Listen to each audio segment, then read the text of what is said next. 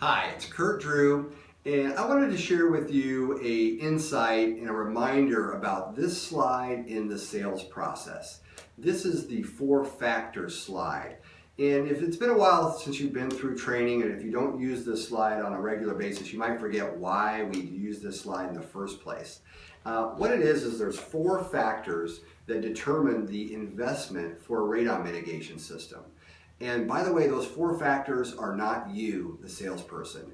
That's the purpose of the slide, is to inform the homeowner that these 4 factors determine the investment and not you, and therefore you can get on the same side of the table as them when you're sharing your proposal, and hopefully break down some of them barriers to building rapport. You know, these 4 factors, number 1 are technical requirements. So it's their house, their radon level. Technically, we got to do things to mitigate the home.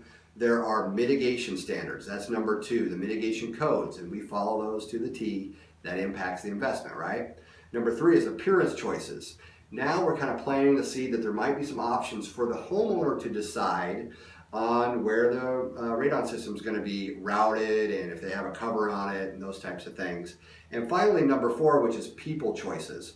So that's where you're sharing that there's different types of companies out there doing radon mitigation work. When they select a different kind of company, that can determine the investment, you know, a quality company versus a real cheap guy.